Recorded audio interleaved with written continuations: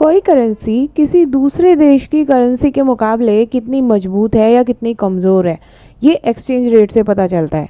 भारतीय रुपये और डॉलर की अगर तुलना करें तो अगर आप आज के समय में लगभग 80 से 83 रुपये लेकर डॉलर में कन्वर्ट करने जाते हैं तो आपको केवल $1 मिलेगा। यही एक्सचेंज रेट होता है। अब सवाल उठता है कि एक्सचेंज रेट कौन डिसाइड करता है। सबसे पहला ख्याल दिमाग में आता है भारतीय रिजर्व बैंक का, लेकिन ऐसा नहीं है। दरअसल भारतीय रुपये का एक्सचेंज रेट कोई एक ऑर्गेनाइजेशन या कोई एक संस्थान या संगठन नहीं डिसाइड करता। केवल डॉलर ही नहीं, बाकी की जो विदेशी मुद्राएं हैं उनके मुकाबले भी भारतीय रुपये का एक्सचेंज रेट कई बाजार आधारित फैक्टर्स के द्वारा डिसाइड होता है। गौरतलब है कि 1990 से पहले ये काम आरबीआई ही करता था। तब भारत एक फिक्स्ड एक्सचेंज रेट को फॉलो करता था।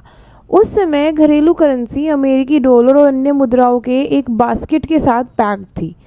पैग होने का मतलब है कि दूसरी करेंसी के मुकाबले अपनी करेंसी को एक तय सीमा में बांध दिया जाएगा और उसमें गिरावट या तेजी उसी दायरे में रहेगी। इस सिस्टम में आरबीआई या केंद्र सरकार अपनी करेंसी का एक्सचेंज रेट तय करते हैं, लेकिन अब ये सिस्टम नहीं चलता। तो अब कैसे होता है डॉलर और रुपीस का एक्सचेंज रेट तय? आज हम इसी बारे में बात करेंगे, तो चलिए शुरू करते हैं।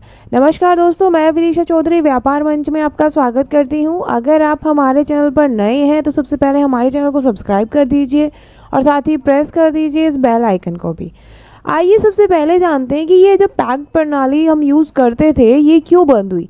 दोस्तों, जब भी कोई देश अपनी करेंसी को किसी दूसरे की करेंसी के साथ पैक कर देता है तो वो अपनी आर्थिक परिस्थितियों के अनुरूप स्वायत्त रूप से यानी इंडिपेंडेंट रूप से मौद्रिक नीति नहीं बना पाता। ये एक बड़ा कारण रहा जिसकी वजह से पुरानी एक्सचेंज रेट प्रणाली को बंद कर दिया गया। इसके अलावा 1992 में भारतीय रुपये में तेज गिरावट देखने को मिली, जिसकी वजह से लोगों ने डॉलर खरीदना शुरू कर दिया। इससे आरबीआई के पास डॉलर लगभग खत्म हो गए और उसके लिए रुपये को पैक करना बहुत मुश्किल हो गया। इसी दौरान कई आर्थिक बदलाव हुए और भारत ने भी फ्लोटिंग एक्सचेंज रेट को अपना लिया, तो ये पैक्ड प्रणाली तो बंद हो गई। तो अब कैसे तय होता है एक्सचेंज रेट? आपको ये जानकर हैरानी होगी कि साल 1991 में भारतीय रुपये का मूल्य एक अमेरिकी डॉलर के मुकाबले 22 रुपये 74 पैसे था और 10 साल बाद 2001 में रुपये की वैल्यू एक अमेरिकी डॉलर के मुकाबले 47 रुपीज़ 19 पैसे थी। लेकिन अक्टूबर 2022 में रुपया डॉलर के मुकाबले 83.26 रुपये के सर्वकालिक हाई लेवल को छू गया। अभी कुछ समय पहले रुपए के मूल्य को लेकर भारत की वित्त मंत्री निर्मला सीतारमण की एक कमेंट ने काफ़ी सुर्खियां बटोरी थी, बहुत पॉपुलर हुआ था। उन्होंने कहा था कि वे रुपए में गिरावट नहीं बल्कि इसे डॉलर की मजबूती के रूप में देखती हैं। डॉलर लगातार मजबूत हो रहा है, तो क्या डॉलर ही हमारे रुपए की कीमत तय करता है? हाँ, कुछ हद तक ऐसा भी है, लेकिन जैसा कि हमने पहले कहा था कि इसके पीछे एक साइंस है। दरअसल भारतीय रुपये की कीमत तय करने के पीछे कई फैक्टर काम करते हैं। आइए जानते हैं उन फैक्टर्स के बारे में। पहला फैक्टर है ब्याज दर। दोस्तों, सोचिए कि जब आपको पता चले कि किसी इंस्ट्रूमेंट की ब्याज दर हाल ही में बढ़ी है तो आप क्या करेंगे? जाहिर सी बात है, आप अपना जो एक्स्ट्रा मनी होगा, जो सरप्लस मनी होगा, उसको एक एसेट क्लास से निकाल लेंगे और अपने पैसे को वहां जमा करेंगे जहां मैक्सिमम सुनिश्चित रिटर्न मिलेगा। इसी तरह का कॉन्सेप्ट यहाँ पर है। यूएस फेड लगातार ब्याज दरों में बढ़ोतरी कर रहा है, जिससे अमेरिकी डॉलर एक इंटरेस्टिंग इन्वेस्टमेंट ऑप्शन बन गया है। दुनिया भर से बड़े निवेशक दूसरे देशों से पैसा निकाल रहे हैं और अमेरिका में इन्वेस्ट कर रहे हैं, जिससे डॉलर पहले से कहीं ज़्यादा मजबूत हो रहा है।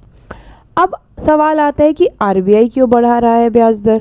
दोस्तों, अमेरिकी फेड रिजर्व लगातार ब्याज दर में बढ़ोतरी कर रहा है, इसलिए दुनिया भर से पैसे वहां जमा हो रहे हैं। यदि किसी बाकी देश को उसके साथ मुकाबला करना है तो उसे भी ब्याज दर में बढ़ोतरी करनी होगी। इसीलिए आरबीआई को भी दरों में बढ़ोतरी करनी पड़ रही है ताकि इन्वेस्टर्स हमारे देश से अपने पैसे को ना निकालें। नेक्स्ट जो इम्पोर्टेंट फैक्टर आता है वो है इंटरनेशनल ट्रेड। दोस्तों, क्योंकि बड़े निवेशक अपना पैसा निकाल कर अमेरिका में इन्वेस्ट कर रहे हैं, इसीलिए दुनिया भर के देशों में डॉलर की कमी होगी।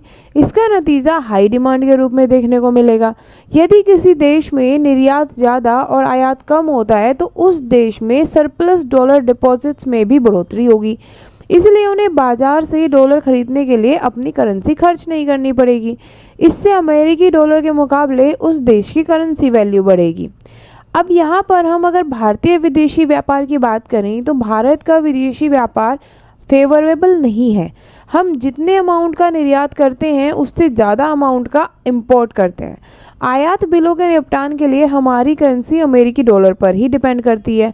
यदि हम दुनिया में डॉलर की कमी के बीच डॉलर खरीदते हैं तो हमें अमेरिकन डॉलर खरीदने के लिए अपने भारतीय रुपये का ज़्यादा पेमेंट करना होगा। इससे देश की करेंसी पर और ज़्यादा दबाव पड़ता है। नेक्स्ट जो फैक्टर आता है वो है मौद्रिक नीति।